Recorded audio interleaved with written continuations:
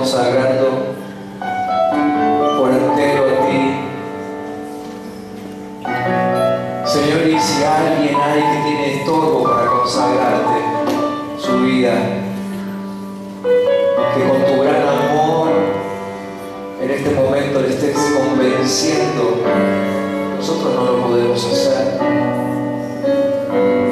Pero Señor, que con tu gran amor le convenzas de que lo mejor que puede suceder es consagrarnos a ese Dios poderosísimo, dueño y creador de todo, que además nos mira y nos trata con amor, con misericordia, con expectativa, porque nos creó y espera que en nosotros se cumpla toda su obra. Gracias, Señor.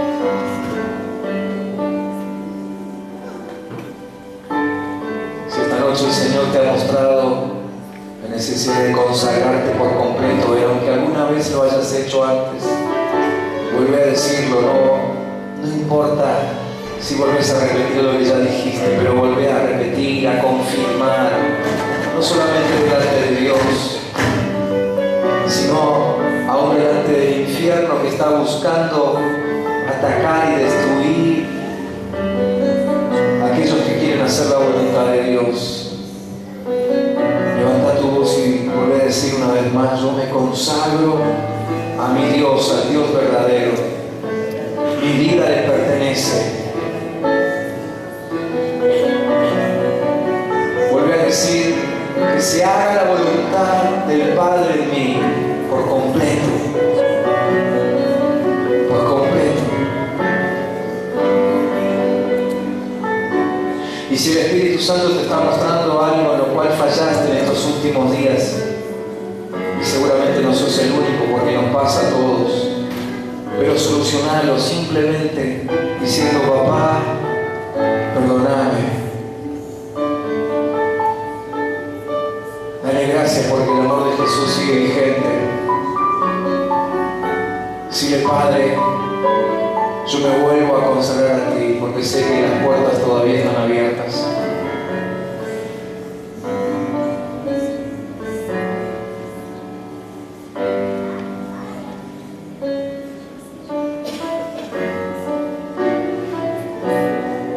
Si en esta hora tu vida está siendo consagrada a Dios, levanta tus manos al cielo como diciendo: yo, Señor, yo soy el que me consagra. Quiero que me veas, quiero que sepas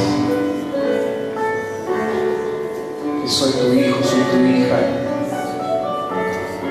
Quiero tu bendición, necesito tu toque. Gracias, Señor. ¿Cuántos aquí esta noche pueden decir: yo vivo para mi Señor? Pueden decir, no se apuren en decirlo, pero si lo pueden decir con libertad. Quizá hasta hace un rato atrás, si te hubiesen preguntado, no lo hubiesen podido decir, pero si ahora lo puedes decir, decirlo con confianza y con tranquilidad, porque si pediste perdón a Dios en nombre de Jesucristo, ya estás perdonado y estás habilitado para empezar de nuevo, para empezar de cero. Así que con toda tranquilidad puedes decir: Dios, mi vida está rendida a tus pies. Yo quiero servirte, yo quiero consagrarme, yo quiero vivir según tu reino. Bendigo, Señor, en el nombre de Jesús a todos aquellos que están orando en este sentido ahora, y con sus manos levantadas buscan la bendición de Dios. Los bendigo. Los bendigo, y que tu palabra esta noche conforte, fortalezca y anime los corazones de aquellos que quieren vivir según tu voluntad. En el nombre de Jesús. Amén. Amén. Pueden tomar su asiento si quieren.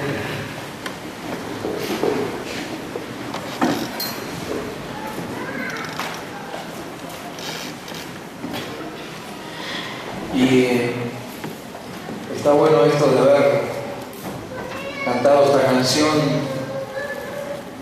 porque Porque esta noche, si bien no vamos a hablar acerca de consagración, pero en realidad sí, porque necesitamos consagrar y reconsagrar nuestra vida constantemente por las cosas que nos pasan, ¿no? Esta noche quiero comenzar una nueva serie de estudios.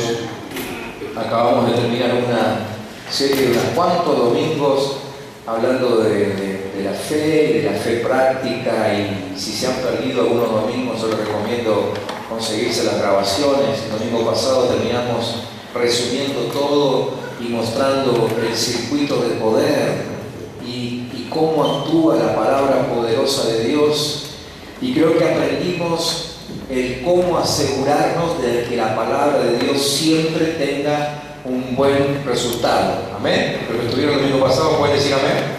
Sí. Como siempre les decimos, el mensaje está ahí colgadito en Facebook, en nuestra página. Inclusive esta semana pusimos también el esquema, el bosquejo que usamos el domingo, así que ambas cosas las pueden ver, las pueden bajar desde la página de Facebook, ¿sí? Pero entendemos que en estos próximos domingos necesitamos hablar acerca de para qué existimos, de para qué vivimos, ¿sí? Quizás no tanto deteniéndonos en el para qué, sino en el cómo. Intentamos que estos mensajes siempre sean bien prácticos, y a veces explicándolos para qué la cosa no queda clara de cómo tenemos que vivir durante la semana. Entonces intentaremos trabajar el cómo.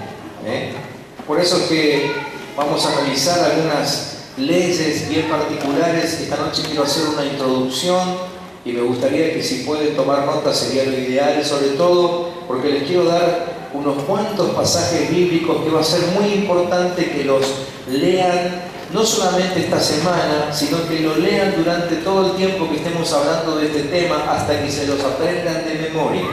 ¿Son capaces de aprenderse el texto de memoria o no? ¿Cuántos de ustedes tienen la capacidad de aprender texto de memoria?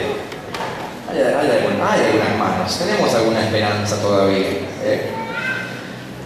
Los textos que les quiero ir mencionando no son textos largos, pero sí son textos que tienen una profundidad impresionante, que si los entendemos y los aplicamos, literalmente pueden cambiar nuestra vida. Bueno, como toda la palabra de Dios, ¿no es cierto? Pero vamos a hablar acerca de eso hablando de consagración, que es lo que recién terminamos de cantar. Creo que todos nos damos cuenta que si algo en lo cual el mundo que nos rodea está sumergido es en una especie de anticonsagración, ¿no es cierto? Porque nadie busca alrededor nuestro adorar a Dios, y nadie busca alrededor nuestro aún servir al prójimo, ¿no? Servir al que nos rodea. De hecho, yo recordaba en estos días, preparando el mensaje, algo que hemos enseñado ya aquí en algún momento, una frase que alguna vez dijimos, que lo primero que aprende a decir un bebé, cuando empieza a hablar, prácticamente lo mejor aprende papá primero, o mamá, porque es lo que le insistimos, y más vale que diga papá o mamá primero, ¿no es cierto? Si no, pareciera que fuese un bicho raro, ¿no? Pero después de papá y mamá, lo primero que aprende a decir es mío. ¿Sí o no? ¿O solo pasó con mis hijos? Creo que no. Pero aprenden a decir mío, ¿no? Y si tienen otros bebés, nenes chiquititos ahí, de más o menos su edad, se van a pelear por el mío. Y aunque no sea de ellos, pero si en ese día justo le gustó el juguete de la visita, pues a partir de ese momento es mío, ¿no? ¿Y cuántos escándalos tuvimos que soportar después que el amiguito se fue de casa, porque no le podíamos hacer entender que no era de él, era del otro niño? ¿Sí? Mío, una palabra que aprendemos a decir casi junto con papá y mamá. Pero no pasa solamente con los bebés. La verdad es que esto del mío también sucede con gente grande, y también sucede con aquellos que se dicen ser cristianos. Me acuerdo que una vez leí un sticker que decía: el que muere con más juguetes gana. ¿No? Como una sátira, ¿no?, de cómo nos comportamos. El que muere con más juguetes gana. ¿Sí? Porque hoy vivimos en una especie de competencia así furiosa de a ver quién tiene más, quién tiene lo último. Y a veces por ahí escucho hablar a los adolescentes, a los jóvenes y a los no tan adolescentes y no tan jóvenes, que simplemente están hablando de su vista, el nuevo que salió, sí, ya estoy ahorrando para comprármelo. Todavía no terminó de pagar el anterior y ya está pensando en el próximo que se va a comprar. ¿Sí? Y esa vorágine simplemente confirma que tenemos problema con el dar. Y si algo Dios quiere que entendamos para hacernos felices y para que podamos disfrutar de la vida abundante que Él trajo, es que Él nos hizo, nos fabricó para dar. ¿Sí? Lo que queremos terminar diciendo con toda esta serie de mensajes que hoy empezamos es que vivimos para dar. Vivimos para dar. Y quizá alguno dice: bueno, pero ¿de qué tiene que ver? ¿De qué vamos a hablar aquí? ¿Vamos a hablar de la ofrenda? Y probablemente sí, pero no es una serie de mensajes sobre ofrenda. Vamos a hablar de ofrenda. Ya que me preguntan, le digo: vamos a hablar de ofrenda. Alguno me preguntó recién. Vamos a hablar de ofrenda. Y vamos a hablar de diezmo también. Y vamos a hablar de todas las formas que la Biblia enseña a dar, porque toda la Biblia enseña acerca del dar.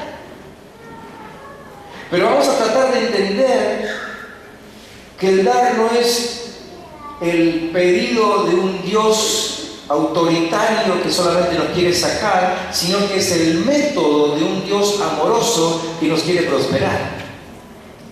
Y no me pidan que repita esta frase porque la acabo de donar ahora, me quedó redondita. Así que tenemos que aprender acerca de dar en el ofrendar, por supuesto que sí, pero también en el dar al necesitado, también en el dar a la familia. Todo cuenta, porque todo tiene que ver con el dar, que los cristianos tenemos que aprender. ¿Sí? Y aún aprender a sacarnos esto de la cabeza de que, bueno, yo doy porque los cristianos dan. ¿Sí? Soy cristiano, se supone que tengo que dar. Si vamos a hablar solamente por eso, quiero decirle que hay muchos otros mensajes que también podría predicarle acerca de lo que los cristianos tendrían que hacer, simplemente porque se supone que lo deberían hacer. ¿Sí? Porque yo podría hoy presentarme aquí y decir: bueno, a partir de hoy todos los cristianos tienen que escupir. Y tengo base bíblica, ¿no? Porque Jesús escupió para sanar, y 2 veces. ¿No? Entonces no es cuestión de simplemente decir: bueno, esto porque como lo hacen los cristianos, lo voy a hacer yo también. No, es algo que tiene que nacer. Y esta noche vamos a hablar acerca de eso en la introducción de este tema, ¿no? Desde nuestro corazón, pero sobre todo entendiendo esto, que el manejo de lo material, establece mi vida espiritual. El cómo yo manejo lo material habla de mi vida espiritual. Billy Graham dijo hace muchísimos años que nuestra chequera era como una especie de documento de identidad espiritual. Porque nuestra chequera, hoy podemos decir una tarjeta de crédito, nuestra billetera, ¿sí?, habla de lo que hay en nuestro corazón. ¿Sí? Por eso necesitamos entenderlo bien. Pero siempre entendiendo esto, que Dios siempre pensó y sigue pensando y seguirá pensando en prosperarnos, y que si Él estableció el dar para la vida de sus hijos es porque ahí tenemos un método para prosperar. Empiecen a anotar versículos, porque le voy a dar unos cuantos esta noche, aunque no alcancen a leerlos ahora conmigo, pero por lo menos anótenlo. Es importante que los anoten por lo menos, para que los puedan leer luego en su casa. Colosenses capítulo 3, Colosenses 3, del 1 al 3.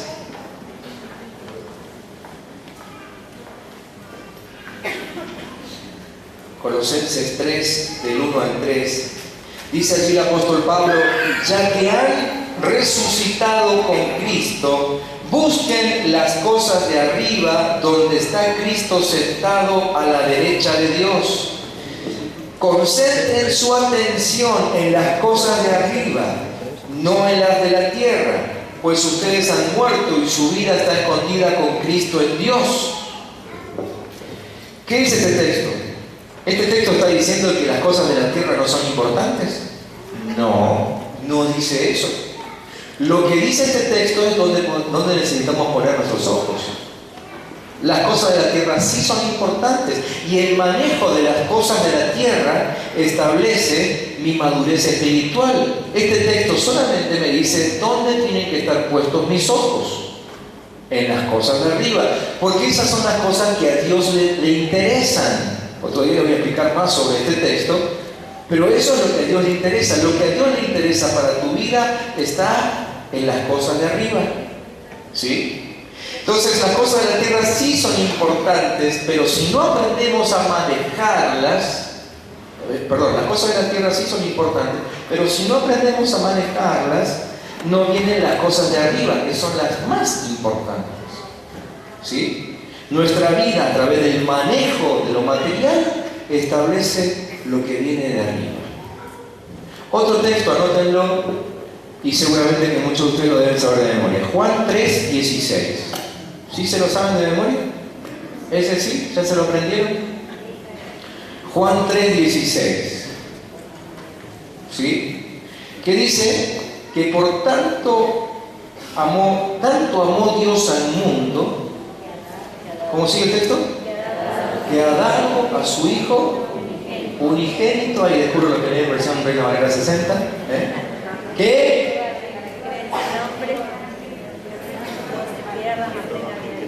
muy bien, voy a suponer que lo dijeron enterito, no entendí nada. Pero lo que quiero resaltar es esto. Fíjense que el texto dice que porque tanto amó Dios al mundo, ¿qué hizo?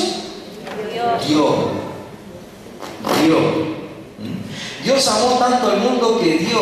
Alguna vez, y no hace mucho, les pregunté en una reunión, ¿qué hubiese pasado si solamente Dios nos hubiese amado? Yo no estaría aquí. ¿Y ustedes? Probablemente tampoco, ¿no? Ya hubiésemos sido consumidos. ¿Sí? Pero Dios sabe que con solo amar no es suficiente. Entonces Él tomó la delantera y nos mostró que justamente por amor hay que dar. Que si realmente amamos, tenemos que dar. ¿Sí?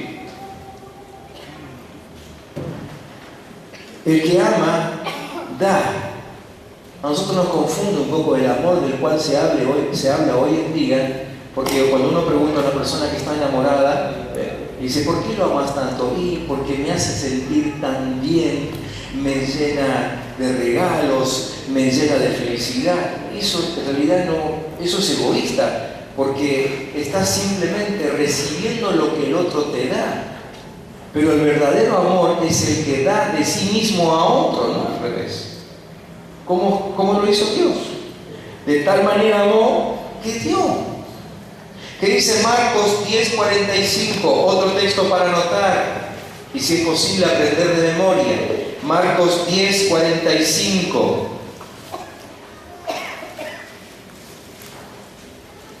Dice en la NBI, porque ni aun el Hijo del Hombre vino para que le sirvan, sino para servir y para dar su vida en rescate por muchos. ¿Sí? Así que la expresión del amor y la expresión del servicio es dar. ¿Sí? Es dar. Nosotros podemos dar sin amar. Hay mucha gente que da sin amar, pero no se puede amar sin dar. ¿Se entendió el trabalengua? Todo aquel que dice que ama, da.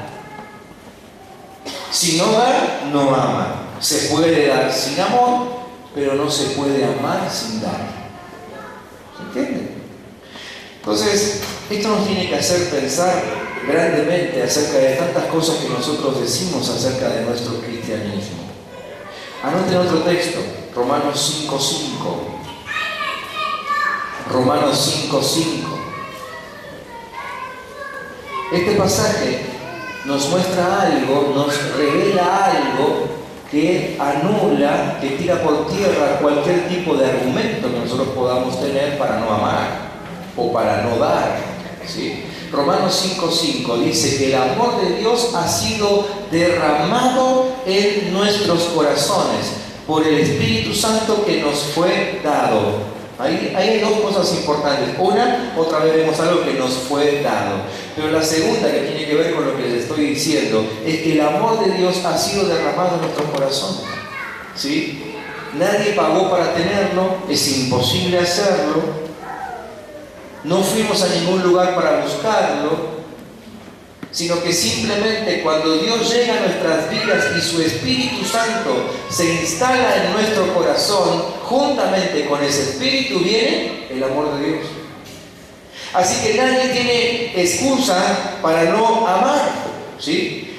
Ese texto está diciendo que el mismo amor que impulsó a Dios para amar a su Hijo a favor del mundo, ese mismo amor se instaló en nuestro corazón. Fíjense que ni siquiera puedo decir que mi amor es chiquitito, no puedo decir que mi amor es incipiente, porque el amor que fue depositado en mi corazón, el amor que fue depositado en tu corazón cuando recibiste a Cristo como tu Señor y Salvador, es el mismísimo amor de Dios que lo conmovió tanto como para mandar a su Hijo a que muera aquí en la tierra. Ese amor es el que tenés en tu corazón. Entonces, si lo que tenemos adentro no nos lleva a dar, yo creo que hay dos posibilidades y casi que me quedo con una sola. O no somos creyentes todavía o lo disimulamos muy bien. Porque si has recibido a Cristo como tu Señor y el amor de Dios ya está instalado en tu corazón, como dice esta palabra y la creemos, entonces debemos ser personas que dan, ¿sí? El amor de Dios en nuestras vidas nos hace dar, dar de nuestra vida. Y nuestra vida implica toda nuestra vida, ¿sí? No solamente dar dinero. Miren, hemos visto muchas veces que mucha gente da por el simple hecho de que, bueno, lo que yo le decía hoy, ¿no? Como somos cristianos y como vamos a una iglesia, se supone que tenemos que dar, entonces damos, ¿sí? No sé que alguno después me saque factura de que vas a la iglesia y nunca ayudas en nada. No, yo voy para que nadie diga nada. Esa es una muy mala motivación. Muy mala motivación, ¿sí? Porque nosotros damos justamente porque el amor de Dios ha sido derramado en nuestro corazón. Yo me acuerdo que cuando comenzamos a hablar de este tema en la Escuela de Liderazgo, donde desarrollamos más profundamente este tema, en ese momento yo les dije a los alumnos que empezábamos a estudiar eso porque había notado algo interesante en el resumen de nuestro Ministerio de Finanzas. Y lo que descubrí, y se lo comenté a Daniel en su momento, es que nuestra iglesia es una iglesia que se caracteriza porque los diezmos son altos, pero no tanto como las ofrendas. ¿Y saben qué me deja ver eso? Que somos una iglesia que sabe cumplir con el ritual religioso de diezmar, pero en la ofrenda, donde nadie controla el número que yo doy, donde yo doy de mi corazón, no como el diezmo que está pactado, que está pautado, es el 10%, ¿sí? En la ofrenda, donde yo decido el número que doy, allí los números son menores, ¿sí? Como yo no sé quién da más y quién da menos, porque es un tema que yo no me meto, entonces me siento tranquilo en decirlo. Pero yo creo que el resultado indirecto de esta enseñanza que queremos compartir con ustedes durante algunos domingos tiene que ser el incremento del dar en las ofrendas también. Aunque no estamos predicando por eso, porque la verdad es que no necesitamos hacer, gracias a Dios. Pero quizás sea una buena meta de como iglesia nos podamos poner, que nuestras ofrendas sean mayores que los diezmos, porque eso denota corazones que dan porque quieren, no porque les han enseñado que hay que hacerlo. ¿Entienden la diferencia? Sí. ¿Entienden lo que quiero decir detrás de todo esto? Entonces, la expresión del amor siempre es dar. Si no sentimos dentro nuestro una fuente de dar, entonces necesitamos nacer de nuevo o arrepentirnos. Las veces que nosotros cantamos queremos ser como nuestro Señor, quiero ser como tú, Señor, tantas canciones como esas. Bueno, si queremos ser como el Señor, tenemos que aprender a hacer vasos que dan, que se derraman en la vida de otros, que dan en todo momento. Jesucristo en la oración de Juan 17 nos dejó esto bien en claro. Así como yo les amé, ellos también amen. ¿Sí? Que ellos hagan todo lo que yo hice, decía Jesús. ¿Okay? Entonces, no se puede entender que un cristiano simplemente quiera amontonar y no estar listo para dar en cualquier momento. El verdadero cristiano que tiene el amor de Cristo en su corazón es una persona que constantemente va a estar dando. En Génesis capítulo 12, versículo 2, anótenlo, pueden leer después toda la historia de Génesis 12. Allí encontramos el llamamiento de Dios a Abraham. ¿Sí? Y él, ustedes saben, y ya lo hemos enseñado muchas veces, que allí comienza un nuevo pacto que Dios hace a causa de que lo que Dios había arreglado con Adán y Eva se descompuso, ¿no es cierto? Entonces Dios tiene que empezar de nuevo la historia de la salvación, y al primero que va a evangelizar para arrancar de nuevo con la historia es a Abraham. Y en el capítulo 12 le dice: yo te bendeciré y serás bendición. Búsquenlo después y lo pueden leer tranquilo, ¿sí?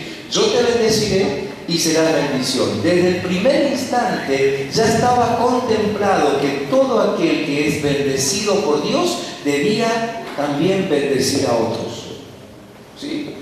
Por eso que muchas veces la bendición está frenada o no llega a nuestras vidas, porque no hay todavía disposición a cumplir con la segunda parte de lo que Dios le ordenó a Abraham. Yo te bendeciré y serás bendición. Dios quiere que seamos bendecidos, que tengamos mucho, pero justamente para que tengamos mucho para dar. Esa es la finalidad. Esa es la finalidad. En Tercera de Juan, versículo 2, porque tiene un solo capítulo, Tercera de Juan, versículo 2, dice: amado, yo deseo que seas prosperado en todo como prospera tu alma. ¿Sí? Que seas prosperado. O sea, hay una declaración concreta de que Dios quiere nuestra prosperidad. ¿Sí? Dios quiere que prosperes. En Deuteronomio capítulo 8, 18, me están anotando todos los textos, ¿no es cierto? Porque quiero que después en casa corroboren a ver si lo que les enseño aquí es cierto. Que hagan su Biblia, la estudien, hagan sus propios apuntes. Deuteronomio 8, 18. Allí dice: acuérdate de Jehová tu Dios, porque Él te da el poder para hacer las riquezas. ¿Sí? Así que Dios no quiere a nadie pobre. A ver si nos grabamos eso. Porque parece que algunos se han quedado con el cuento de alguien, obviamente mentira del diablo, como que bueno, Dios me quiere así, humildito como soy. No que humildito. Eso es mediocridad. Eso es no entender lo que Dios quiere de tu vida. Eso es no leer y entender la palabra de Dios. Todos estos textos que te estoy leyendo hablan de que Dios te quiere dar, de que Dios te quiere prosperar, Dios te quiere hacer crecer. Fíjate Deuteronomio 8, 18 dice: Dios te dio, no solamente que Dios quiere que crezcas, sino que además te dio el poder para hacer riquezas. ¡Oh! ¿Cuántos soñamos con tener la maquinita fabricadora de billetes en el patio de atrás de la casa? Díganme si no. Bueno, acá tenés un texto, ni siquiera tenés que comprar la máquina. Dice: Dios te da el poder de hacer riqueza, pero por favor, nunca termina la lectura ahí, porque no hay un punto final en ese texto. Hay una coma. ¿Qué significa eso? El texto sigue. El texto sigue. Y fíjense cómo sigue. A fin de, o sea, la maquinita de hacer riquezas tiene un motivo para estar en tu casa. Porque dice: a fin de confirmar su pacto que juró a tus padres como en este día. ¿Sí? En otra versión dice: a fin de que se extienda su pacto, dice en otra versión. Así que Dios te da el poder para hacer riquezas con el único propósito y motivo de que otros conozcan de su pacto, de que otros conozcan de su evangelio, que otros conozcan de su poder. ¿Me estás entendiendo? Por eso es que todavía muchos no son ricos, aunque hacen toda la tarea que tienen que hacer, toda la tarea del hogar, hacen todos los deberes, pero no consiguen ser ricos. ¿Por qué? Porque todavía en su corazón no entendieron que si van a tener riquezas es para bendecir a otros. que las riquezas para vos mismo no te sirven de nada. Y sí, me van a decir que hay mucha gente rica. Por supuesto que sí. Dios se encargará de ellos. Yo me encargo de enseñar lo que dice su palabra y acá está más que claro, ¿no? Está más que claro. Dios te da el poder de hacer riquezas para que vos bendigas a otros. Entonces creo que como iglesia necesitamos empezar a buscar bendición de Dios, pero no solamente para ser bendecidos nosotros, sino para que la bendición que Dios suelte sobre mí también alcance a los que me rodean. ¿Sí? Es decir, no solamente orar para que a mí me vaya bien en los negocios, sino que orar para que me vaya bien y así yo pueda ayudar a otros a prosperar. ¿Me entienden? No solamente orar para que vos tengas para hacer tu viaje de fin de año, sino orar para que tengas para hacer tu viaje de fin de año y a donde vayas sigas llevando bendición de Dios. Amén. ¿A cuántos se les ocurrió que sus vacaciones pueden servir para predicar a otros y dar testimonio de lo que Dios hace en sus vidas y al mismo tiempo descansar? ¿Sí? Para eso Dios te dio el poder de hacer riquezas. Por eso Cristo se presentó en la cruz, para suplirlo todo a tu favor, para que vos entonces también habilites a otros a vivir bajo la bendición de Dios. Entonces el amor de Dios que está depositado en nuestro corazón nos tiene que impulsar a dar, a dar. Me gustaría hacer un desafío aquí y hasta acá, casi que me gustaría poder controlarlo, pero no lo vamos a hacer porque la palabra control no es la que más me gusta. Pero yo les quiero el desafío de todas formas. ¿Qué les parece que si desde hoy hasta el día que terminemos con esta serie de mensajes que van a ser 5 o 6 domingos probablemente, nos proponemos todos los días dar algo? ¿Se animan? ¿Cuántos están dispuestos a tomar el desafío?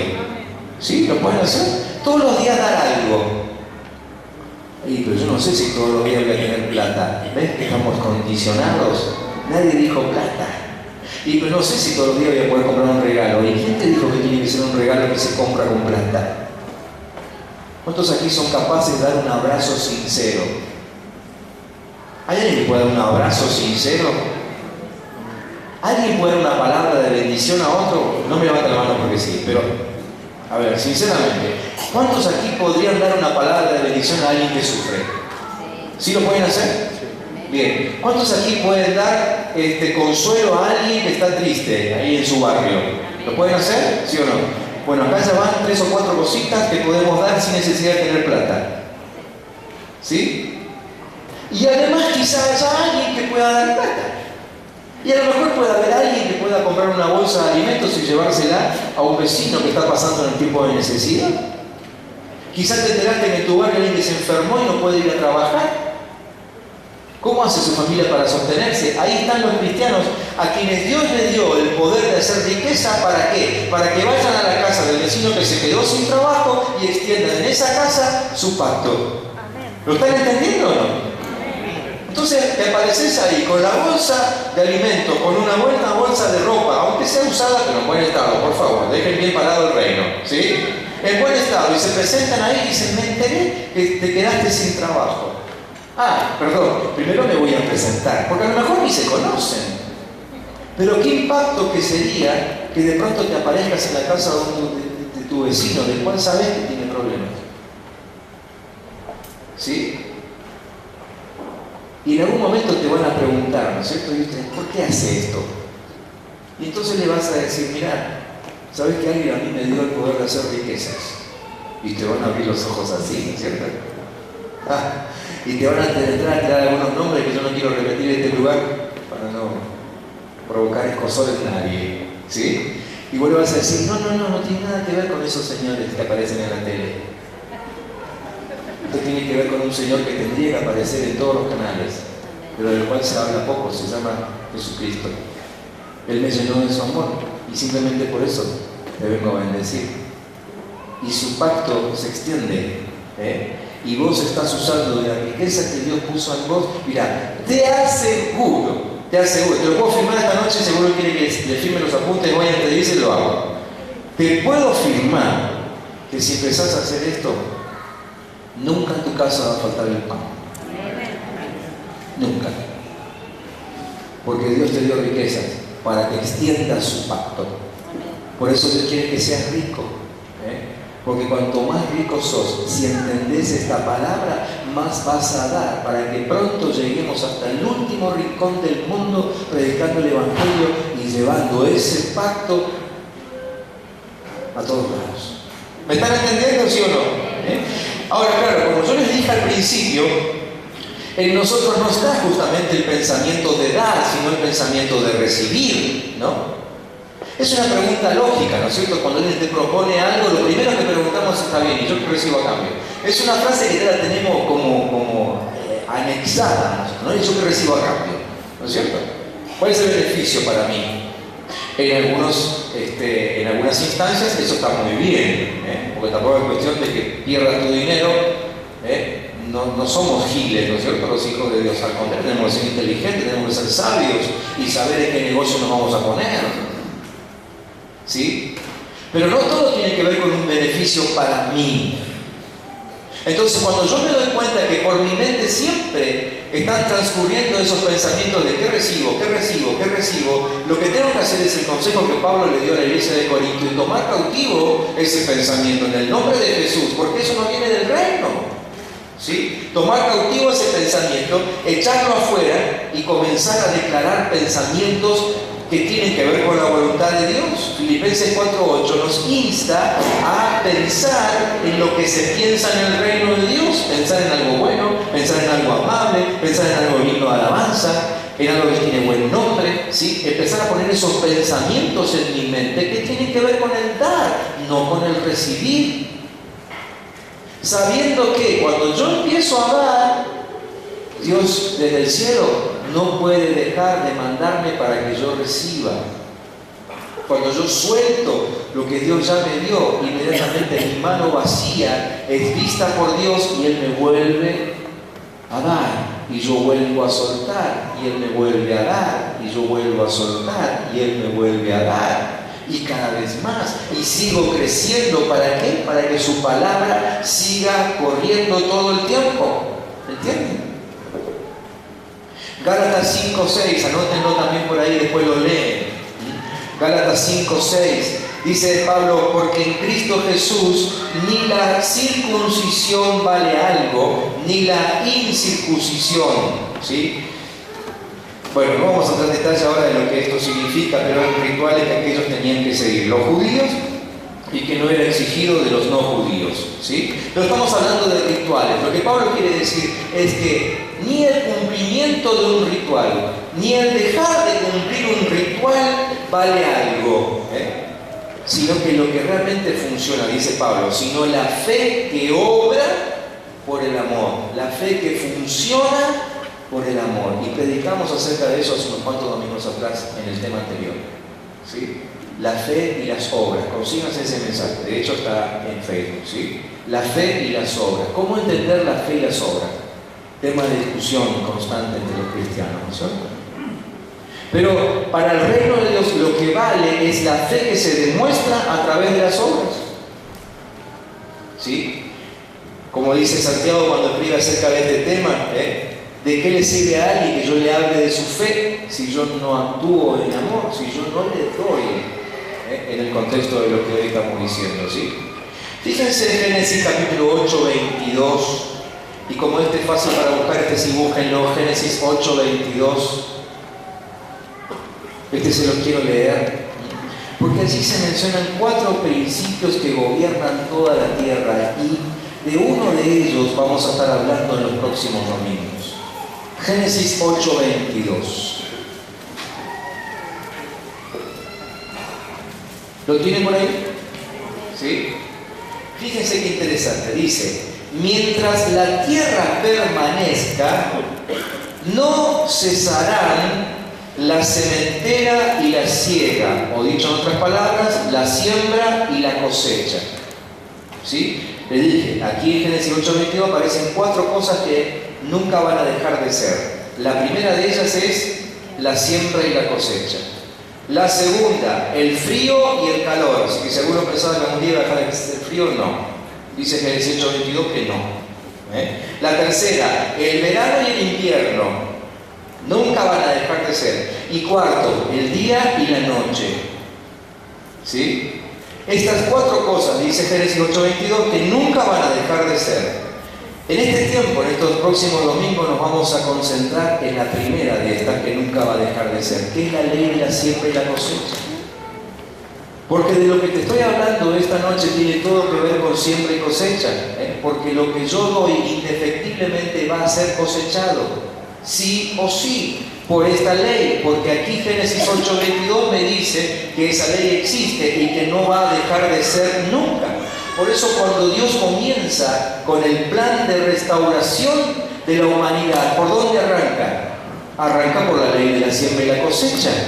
¿Qué hizo Dios para comenzar a poner en funcionamiento el plan de salvación? Dio. O dicho en términos de la ley de siembra y cosecha, sembró. ¿Y qué cosechó? Él dio un hijo. ¿Y qué cosechó? Muchos hijos. Así funciona la ley. La ley de siembra y cosecha no solamente funciona en cuanto al dinero, de lo cual también vamos a hablar en estos domingos, sino que funciona en todo. Fíjense, Dios tomó la delantera, la iniciativa, sembró un hijo, cosechó muchos hijos. Una de las cosas que vamos a enseñar aquí, que cuando sembramos uno, no cosechamos uno. ¿Sí? ¿Alguien sembró alguna vez una semilla de maíz y cosechó una sola semilla de maíz? Nadie, porque si sembraste una semilla de maíz, habrás cosechado como mínimo un chorro que está lleno de granos de maíz. ¿Sí? Así que nadie puede sembrar uno y cosechar uno, casi no se puede, ¿no? Sembraste una semilla de manzana y ¿qué cosechaste? Sí, un árbol. El árbol está lleno de ¿qué? De manzanas y de cientos y de miles de semillas de manzana. Bueno, ¿cómo funciona esta ley de siembra y cosecha? Vamos a estar hablando todos estos domingos, pero quiero que entendamos esto. Por eso Jesús le dijo a sus discípulos en Marcos capítulo 4, otro texto para leer esta semana, y lean todo el capítulo, porque allí se habla acerca del sembrador. ¿Sí? Entonces, si en algún lugar vemos el principio de siembra y cosecha puesto en práctica, pues justamente es en la historia del sembrador que salió a sembrar. Pero es lo importante que yo quiero recalcar de esa parábola ahora. Jesús dice al principio, cuando los discípulos le preguntan acerca de la parábola, Él les dice, si no entienden esta parábola, ¿cómo van a entender todas las demás? ¿Qué está diciendo Jesús allí? Que entender el principio de siembra y cosecha es fundamental. Es por donde tenemos que empezar. Por eso aquí vamos a estar unos cuantos domingos hablando de siembra y cosecha. Es lo primero que tengo que entender. Y probablemente yo no estoy entendiendo otras cosas de la vida cristiana porque todavía no entendí o no puse en práctica el principio de siembra y cosecha. Sé que algunos ya se mueren de ganas de venir el próximo domingo para ver qué enseñamos la primera charla sobre siembra y cosecha, ¿no es cierto? Les aseguro que va a estar muy bueno y que vamos a reorientar nuestra vida conforme a una ley que según Génesis 8:22 nunca va a dejar de existir. ¿Les interesa esto? ¿Sí? ¿Cuántos van a venir el próximo domingo para aprender acerca de esto? ¿Y cuántos son capaces de traer a alguien invitado para que también aprenda de esto? Está bien, voy a hacer cuenta que no vi nada. Vengan ustedes, aunque sea, quizás en el transcurso de los mensajes alguno quiera sembrar la invitación. Sí, así que la vida de un cristiano, escuchen bien lo que les voy a decir y quiero ir terminando esta noche. La vida de un cristiano no tiene por qué siempre desarrollarse sobre lo sobrenatural. Y ustedes saben, y hemos enseñado aquí acerca de lo sobrenatural y de lo necesario que es. Pero no siempre nuestra vida se maneja con lo sobrenatural, ¿sí? No es cuestión de que toda la vida yo me la pase pidiendo un milagro a Dios para poder salir de mis problemas financieros, de mis problemas familiares, de mis problemas de lo que sea. Yo estoy seguro y casi que les puedo asegurar esta noche que si entendemos los principios o el principio de siembra y cosecha, se nos van a solucionar unos cuantos problemas de la vida. ¿Por qué? Porque todo tiene que ver con lo que yo siembro. ¿Sí? Si yo siembro un buen trato, si yo siembro amor, ¿qué voy a cosechar? Amor. ¿Seguro? ¿Están seguros, sí o no? Sí. Amén. Es que es así. Si siembro amor, voy a cosechar amor. Si siembro gozo, ¿qué voy a cosechar? Gozo. Si siembro dinero, Dinero. vamos a ver si es cierto. En el próximo domingo vamos a ver. Si siembro falta de respeto a la autoridad, ¿qué voy a cosechar? Porque tengo que decirle que también vamos a hablar de la ley de siembra y cosecha, pero en lo negativo. Si siembro falta de respeto, ¿qué voy a cosechar? Falta de respeto. Si siembro odio, si siembro desconfianza, ¿me entienden, no es cierto? ¿Cuántos, a ver, hombres, cuántos de ustedes quisieran que sus esposas sean bien tratadas cuando andan en la calle? Bueno, no me hagan eso, muchachos. Esta era su oportunidad para hacerse ver, era esta. Era el momento de quedar bien. ¿Qué pasó? Bueno, justo ahí hubo un problema de sonido, no se escuchó bien. Voy a volver a preguntar. Hombres, por favor, aunque se despiértense ahora en este momentito. ¿Cuántos de ustedes quisieran que sus esposas sean bien tratadas en la calle? Tendrían que gritar yo, la cosa así, ¿no? Bueno, esposas, quédense tranquilas que todos quieren que ustedes sean. Parece que son medio lentos los muchachos. Entonces la pregunta es, ¿cómo tratan ustedes a otras mujeres cuando andan en la calle? ¿Sí? Una de las cosas que me acostumbré yo, cuando todavía ni siquiera estaba casado con María, cuando empecé a entender algo acerca de la ley de la siembra y la cosecha, era esto, que empecé a entender esto, que todo se siembra para que todo se coseche, ¿no? Entonces yo dije, yo quiero que el día de mañana, que mi esposa cuando está lejos de mí, sea respetada, que cuando se suba a un colectivo, alguien, algún caballero amoroso, le dé el asiento. No sé si te funcionó o no te funcionó. Pero en algún momento vas a cosechar si no lo cosechaste hasta ahora, porque yo siempre eso, ¿sí? Y si no te compro un auto, mi amor. Sí, está buena esa, ¿no? Bueno, a veces la semana no funciona para que pasemos al próximo nivel. Pero me acostumbré a esto, ¿no? Si veo a una mujer que se sube al colectivo, o una embarazada, o una mujer así, lo que sea, ¿sí? Pero pienso en esto.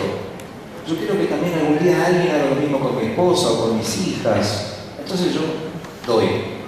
Aunque después yo no vea lo que suceda, pero yo creo en la ley de la siembra y la cosecha. ¿Me están entendiendo, no es cierto? Todo lo que yo doy, en algún momento lo voy a volver a cosechar. Y quiero que entendamos esto, y con esto sí quiero cerrar esta noche, aunque mis apuntes siguen, pero quiero cerrar aquí, porque yo creo que nos estamos entendiendo. Es esto, Dios dio este principio de siembra y de cosecha para permitirte escoger tu propia vida.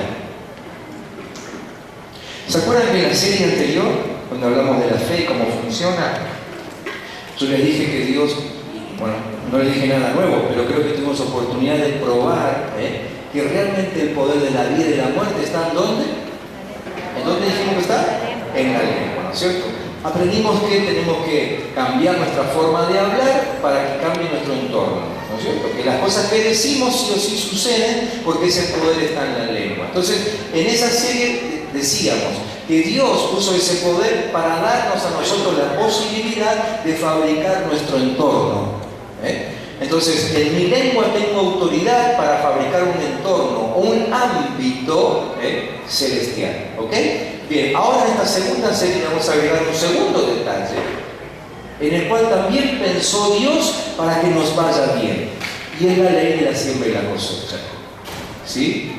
Dios estableció la ley de la siembra y la cosecha, no para que vos, y esto quiero que nos saquemos de la cabeza, no para que vengas aquí al templo y des una buena ofrenda, no es para eso, sino para que aprendas a escoger tu vida.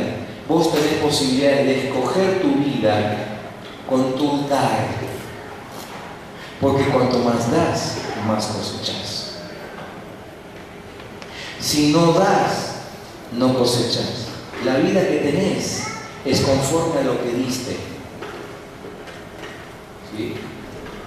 Y quizá uno me diga, bueno, pero yo me pasé la vida dando amor y mira cómo me han tratado.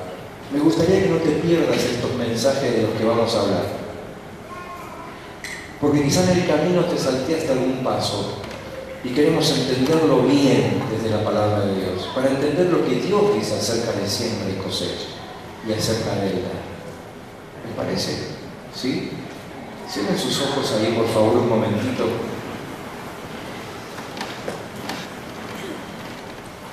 Y yo quisiera que simplemente, antes de que hagamos algo práctico alrededor de un símbolo, quizás el más excelente símbolo que tiene que ver con el dar, que pensemos en algunas cositas y acomodemos nuestra mente con respecto a lo que Dios quiere hacer de nosotros.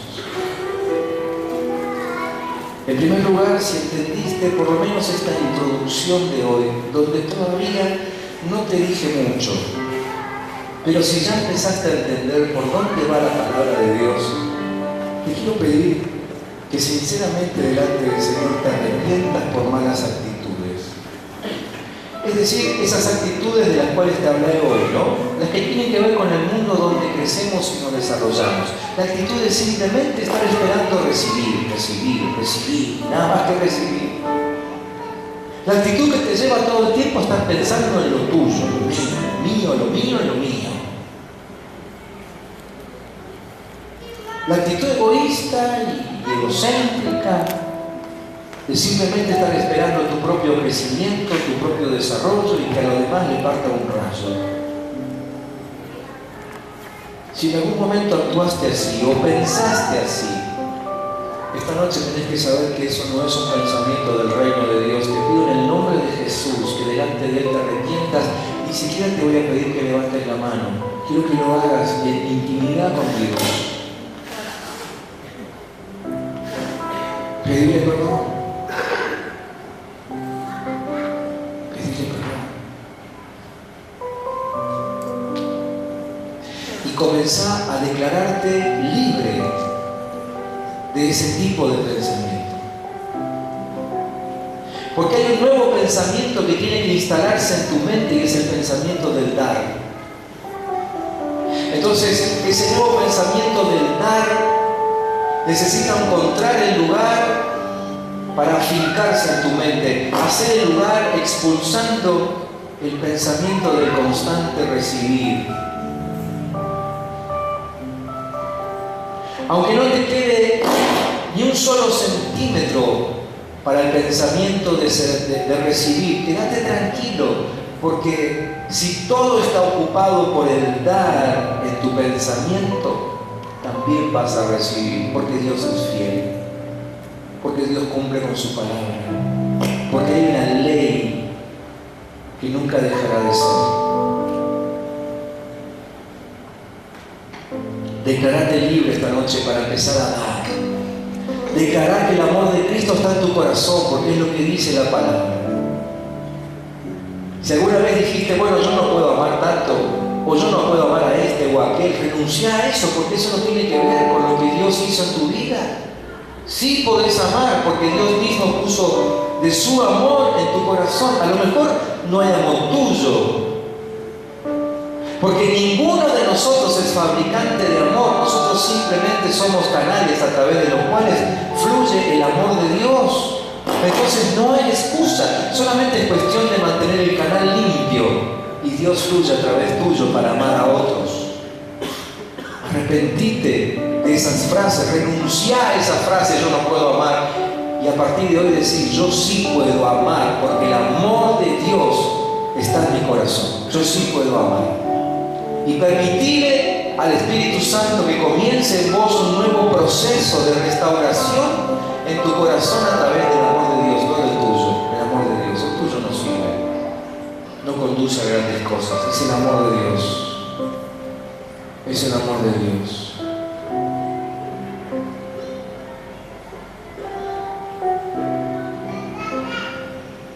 Dios le dijo a su pueblo, yo pongo hoy delante tuyo la bendición y la maldición. Y es lo que Dios está haciendo delante tuyo y delante mío en esta hora una vez más. Dios pone delante nuestro la bendición y la maldición. Yo escojo. Vos escogés. Y el camino de la bendición es el camino del dar. Si alguien decide no dar, está escogiendo el camino de la maldición y no podrá luego quejarse de algo que no va a recibir.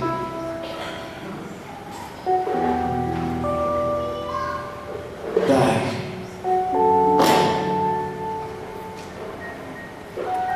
Disponete a dar.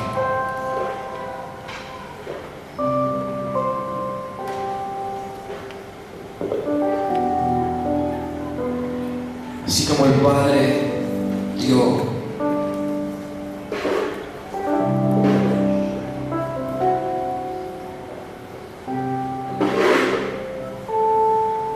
así como Él, que para comenzar con algo nuevo, dijo, voy a ser el primero. Y Él empezó dando.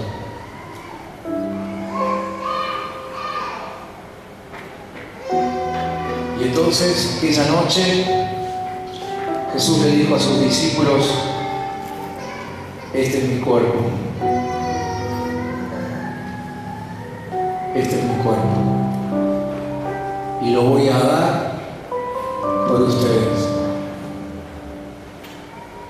Lo voy a dar para que sean santos, lo voy a dar para que sean fieles, lo voy a dar para que sean poderosos, lo voy a dar para que sean ricos, lo voy a dar para que sean sanos, lo voy a dar para que sean libres.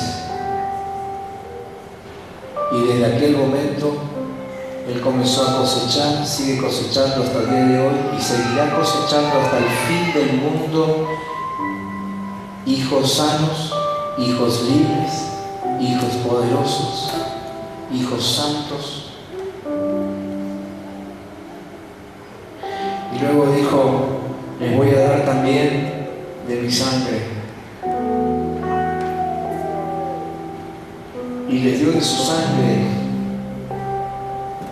a modo de una transfusión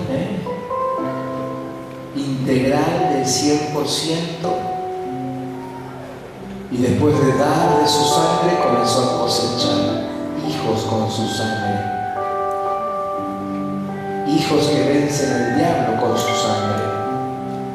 Hijos que dan testimonio con su sangre. Esta noche presentarte aquí delante de la mesa de esta cena que nos hace recordar que Él murió por nosotros. Quiero que también recuerdes que Él se dio por vos. No solamente que murió, sino que Él se dio. Con este principio bien grabado en su corazón. Si yo me doy, el Padre va a cosechar. Por eso Hebreos dice que Él fue capaz de ir hasta la cruz. ¿Por qué? Por el gozo puesto delante. ¿Sabes cuál era el gozo del Señor? ¿Sabes qué era lo que Él estaba viendo mientras se moría en la cruz? Él estaba viendo la enorme cantidad de hijos que el Padre iba a cosechar a causa de que el Padre lo había sembrado a Él.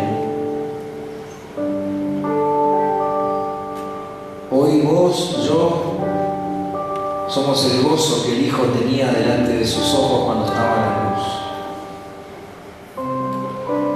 ¿Por qué no pedirle al Señor que esta noche se libere? No digo que venga porque ya está, sino que se libere en nosotros el espíritu de Cristo, el espíritu del dar, el espíritu del darse, el espíritu del entregarse, como lo hizo Él, sabiendo que también nosotros vamos a cosechar como Él está cosechando.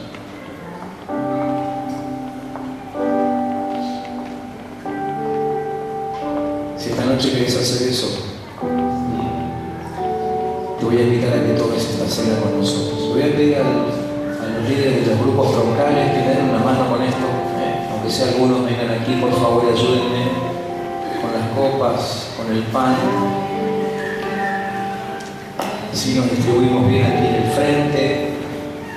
Y todos vengan con esta motivación, recibir de aquel que se dio por cada uno de nosotros, pero también